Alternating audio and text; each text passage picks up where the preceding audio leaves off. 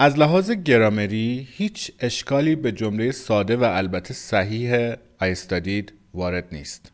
تنها مسئله اینه که توی اسپیکینگ و رایتینگ اگه این جمله رو و چنین جمله هایی استفاده بکنی نهایتا نمره 6 میتونی توی گرامر بگیری. برای نمره 7 و بالاتر از اون باید زمانهای دیگه هم استفاده کنی. یادت باشه که سیمپل تنس ها فقط دارن راجع به فکت ها صحبت میکنند، ولی آیلتس اگزامینر ها دنبال 3 تا فاکتور جدی تو اسپیکینگ و رایتینگ تو هستن: duration, continuity و cause and effect. این جمله رو با هم نگاه بکنیم. Governments tried to solve this. دولت‌ها سعی کردن که این مسئله رو حل بکنن. هیچ مشکلی نداره ولی نهایتاً 6 میگیره. این جمله رو نگاه کن. For decades governments have been attempting to solve urban congestion.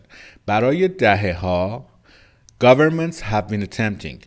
دولت‌ها در حال تلاش بودند to solve urban congestion که مسئله ترافیک شهری رو حلش بکنن. هنوز هم دارن این کار میکنن.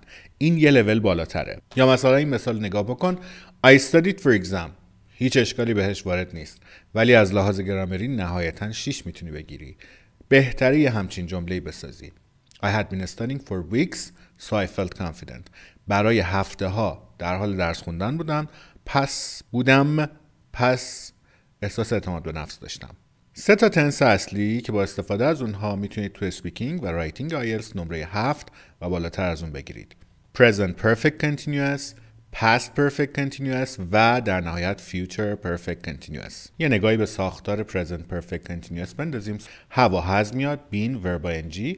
کارکردش shows ongoing actions.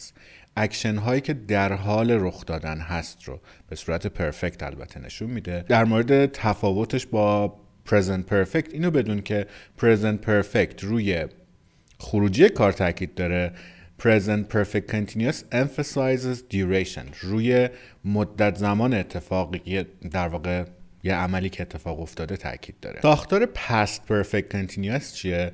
had been verb ing استراکچرش هستش. sets the scene. کارکردش اینه که وقتی میخوای داستان تعریف بکنی، برای اینکه یه بک‌گراندی بدی میتونی از past perfect continuous استفاده بکنی. اگه بخوای cause and effectی نشون بدی توی نوشتت یا توی صحبت کردنت، میتونی از past perfect continuous هم استفاده بکنی.